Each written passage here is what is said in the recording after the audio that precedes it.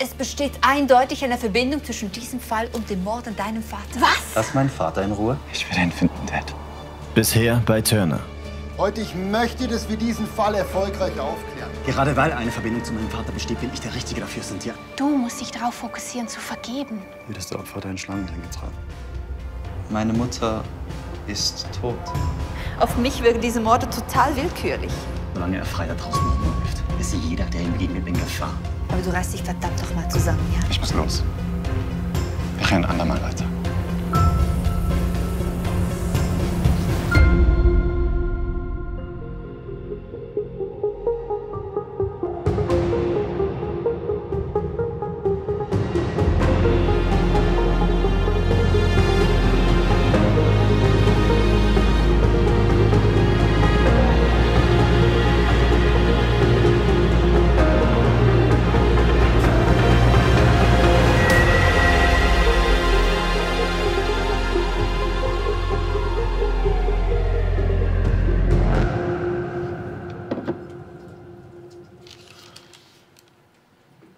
Wer bist du? Und was hast du vor? Hast du noch etwas über die Ringe rausgefunden? Komm mal rüber. Also, im Internet gibt es mehrere ähnliche Ringe. Also Ringe mit einem Schlangenmotiv. Aber die haben meist nur entfernte Ähnlichkeiten. Gibt es vielleicht Organisationen, die sich über Ringe ausweisen? Das kann sein. Aber ich habe im Gespräch mit den Ehefrauen der Opfer herausgefunden, dass sie nie einen solchen Ring gesehen haben. Deshalb müssen wir davon ausgehen, dass der Mörder den Opfern den Ring angezogen hat. Das ist eine Art Symbol seiner Taten. Exakt. Das bedeutet, wir haben es hier wirklich mit einem Serienkiller zu tun. Aber was sind seine Motive? Warum genau diese Männer? Da ist noch was. Ich habe bei der Vergrößerung der Fotos eine Gravur gefunden. Eine Art Label. Es könnte sein, dass die Ringe nicht weit von hier in einem Schmuckgeschäft angefertigt worden sind. Kannst du das überprüfen? Klar. Ich fahre auch schnell zu Katie in die Praxis. Wozu? Ich will sie um Rat fragen. Für den Fall. Ja. Wir haben es hier doch eindeutig mit jemandem zu tun, der Unschuldige tötet und sie mit einem Symbol kennzeichnet. Würde ein psychologisches Gutachten helfen. Ist das nicht die Psychologin, auf die du stehst? Seid ihr zusammen oder was? Ich stehe nicht auf sie. Nein, wir sind nicht zusammen. Wir waren es. Aber das tut hier nichts zur Sache. Cynthia Katie ist wirklich gut. Sie könnte das Täterprofil mit ihrem Wissen ergänzen. Und wer weiß, vielleicht findet sie etwas, das wir übersehen haben. Schon klar.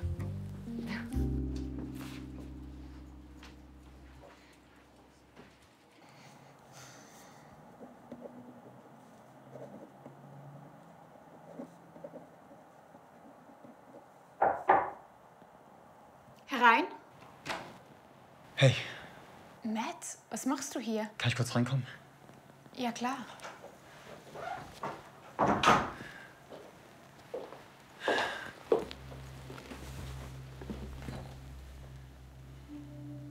Es tut mir leid, dass ich gestern einfach abgehauen bin. Schon okay. Seid ihr weitergekommen bei eurem Fall? Genau deshalb bin ich hier. Wir könnten deine Hilfe gebrauchen. Wie meinst du das? Wir wollen, dass du ein psychologisches Gutachten über den Mörder erstellst. Ich könnte dich mit allen Informationen zum Fall und zum Mord beliefern. Wer weiß, vielleicht bringt uns das einen Schritt weiter. Matt, ich finde es nach wie vor nicht gut, dass du in diesem Fall arbeitest. Ich mache mir echt Sorgen, wie das alles enden könnte. Umso besser, wenn du dabei bist. Dann kannst du doch immer ein Auge auf mich werfen. Das ist nicht lustig, Matt. Ich könnte meine Zulassung verlieren, wenn du wieder durchdrehst und herauskommt, dass dein Gutachten nur aus Goodwill so gut ausgefallen ist. Ich werde dich nicht enttäuschen, Kate. Ich überleg's mir. Danke. Ich bin mit Cynthia auf dem Revier. Sobald du dich entschieden hast, kannst du jederzeit vorbeikommen oder anrufen.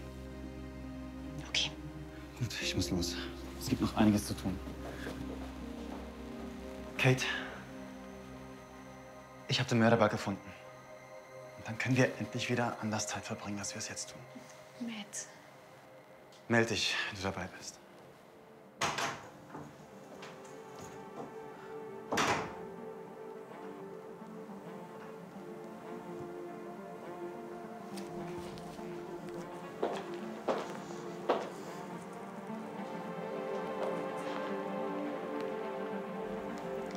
Hallo? Arbeite nicht mit mit der Polizei zusammen. Wie bitte? Wer ist da? Du wirst keine schlafenden Hunde wecken. Wer zum Henker ist da und warum haben Sie diese Nummer? Ich wiederhole, arbeite nicht mit der Polizei zusammen. Ansonsten wirst du es bereuen.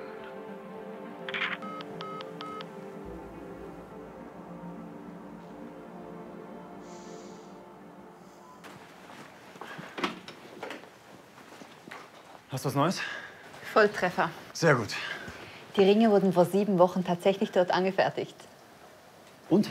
Ja, die Verkäuferin kann sich sogar noch an den Täter erinnern. Sie meinte, es war ein Mann, etwa um die 30, und er sei sehr höflich gewesen. Haben wir Aufnahmen? Naja, auf den Überwachungskameras ist sein Gesicht leider nicht zu erkennen. Aber dank der Beschreibung der Verkäuferin können wir ein Phantombild erstellen. Sehr gut. Ja, das ist noch was. Die Verkäuferin hat den Auftrag erhalten, 3 Ringe anzufertigen. Das bedeutet, er plant einen weiteren Mord. Wir müssen dieses Schwein so schnell wie möglich finden. Hey, vielleicht kann ich ihr helfen. Kate, du bist hier. Cynthia, das ist Kate Mason. Hi. Freut mich. Kate, wir haben es mit einem 30-jährigen Serienkiller zu tun. Er hat bisher 3 Männer getötet. Alle um die 50 und Familienväter. Und er hinterlässt immer einen Ring. Warte mal, Matt. Dein Vater wurde vor fast exakt 20 Jahren getötet. Ja. Ja, wenn der Täter jetzt 30 ist, dann muss er beim Mord etwa 10 gewesen sein. Ehrlich gesagt glaube ich wirklich, dass es damals ein Jugendlicher war. Was? Ich wollte eigentlich nie wahrhaben, aber als ich meinen Vater gefunden habe, da habe ich ein Geräusch gehört. Ich bin zum Fenster und da habe ich Umrisse erkannt. Der Täter sah aus wie ein Kind. Ich wollte einfach nie glauben, dass ein Jugendlicher zu sowas fähig ist. Ja, manchmal ist es gar nicht so abwegig. Weißt, es gibt immer wieder Jugendliche, die in schwierige Delikte verwickelt sind. Meistens handelt es sich dabei um Verwaiste, die mit Banden zusammenarbeiten oder auf eigene Faust Geld suchen. Damals wurde aber nichts gestohlen. Auch bei Peterson und Roy nicht. Da muss es irgendein anderes Motiv geben. Irgendwas, das mit diesen Männern zusammenhängt. Lass uns weiterarbeiten. Vielleicht finden wir was raus.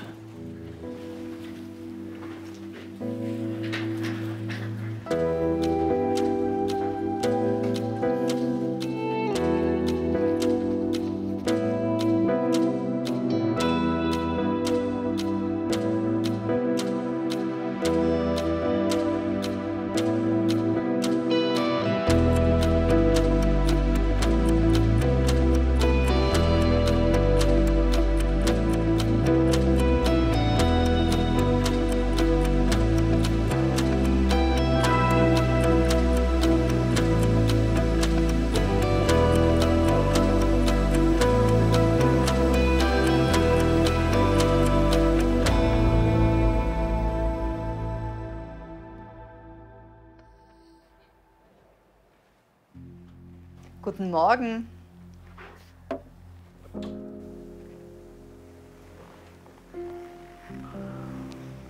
Oh, waren wir die ganze Nacht hier? Willkommen in unserem Job.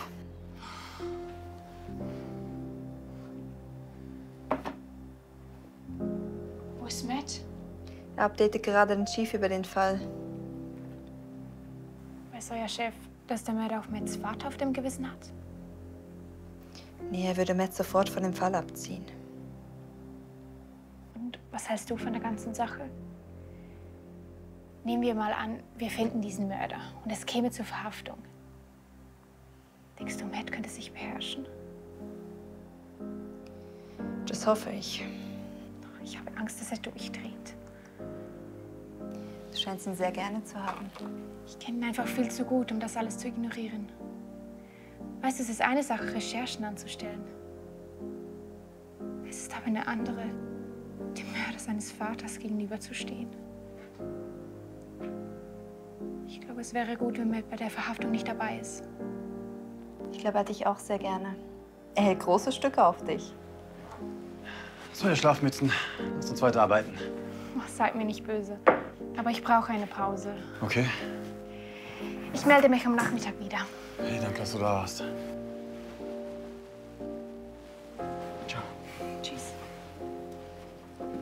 Interessante Frau. Deine Psychologin. Hör doch auf. Soll ich noch was zu arbeiten? Okay.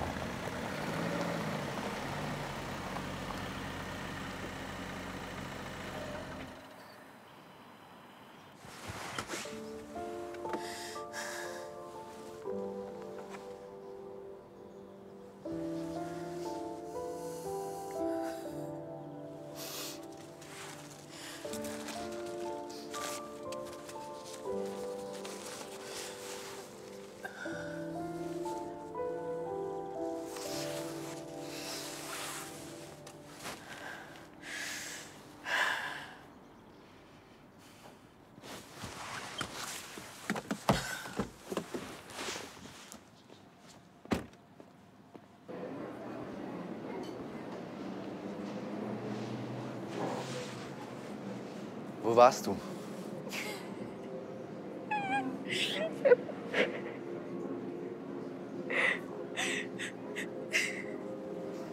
Danke. Es scheint, als müsstest du mir etwas erzählen. Der Fall, an dem er arbeitet. Er hat mich dazu geholt. Du arbeitest mit der Polizei an diesen Morden? Ja. Wir waren so beschäftigt, dass ich komplett vergessen habe, mich bei dir zu melden.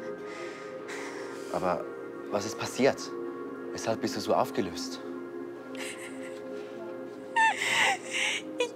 Ich habe Matt bei seinem Chef verpfiffen. Was?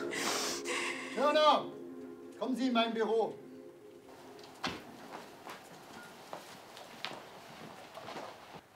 Was gibt's, Chief?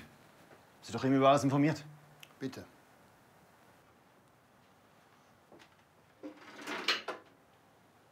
Matt. Sie wissen, was Zurückhaltung wichtiger Informationen bedeutet, oder? Ja. Dann wissen Sie auch über die Konsequenzen Bescheid, die ein solches Verhalten nach sich zieht, wenn ich mich nicht irre. Klar. Dann sind Sie sicher auch nicht überrascht, dass ich Sie mit sofortiger Wirkung von diesem Fall abziehe. Das können Sie nicht tun, Chief. Wir sind so nah dran, den Täter zu finden. Ich kann es tun und ich werde es tun.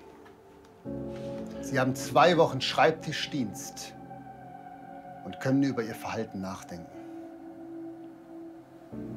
Mike, bitte. Ich brauche diesen Fall.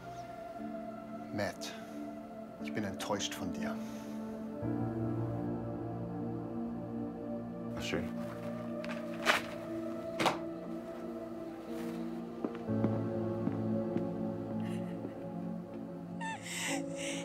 Tim, er wird das nicht durchhalten.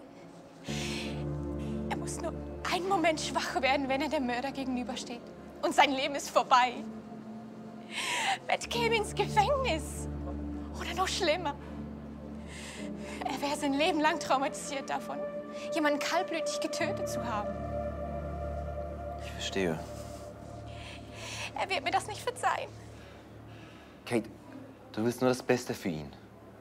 Früher oder später würde er dir dankbar sein dafür. Ich hoffe, du hast recht. Es schmerzt. Aber es war die einzige Möglichkeit, ihn zu schützen. Alles andere hätte nichts gebracht. Da ist noch etwas. Schieß los. Als Matt gestern in meiner Praxis war, um mich zu fragen, ob ich mit ihm zusammenarbeite, da habe ich einen anonymen Anruf gekriegt. Man hat mir gedroht, nicht mit der Polizei zusammenzuarbeiten. Was? Hast du das gemeldet? Nein! Bist du wahnsinnig? Warum nicht? Ich weiß nicht.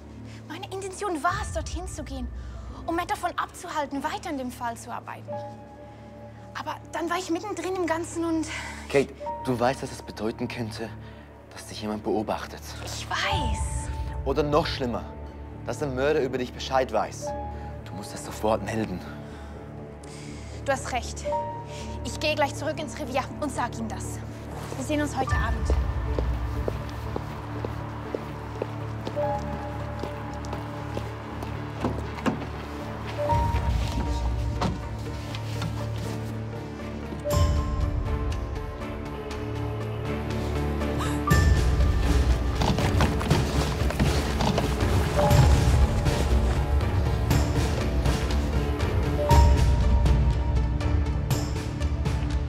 Hi, hier ist Ned Turner.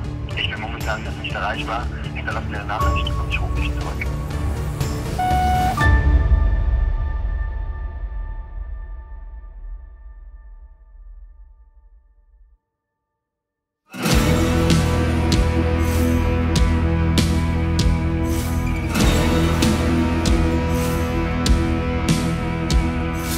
Pain and shame puts you down, wants to blind your sight.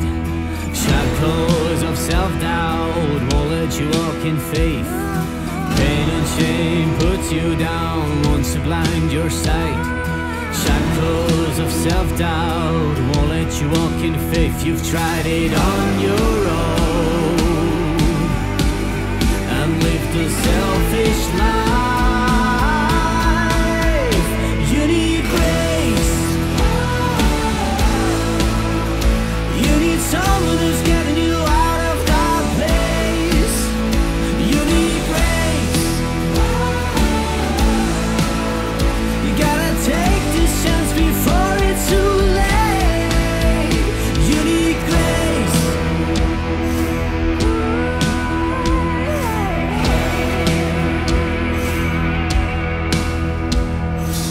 Every time you stumble, you can count on His grace.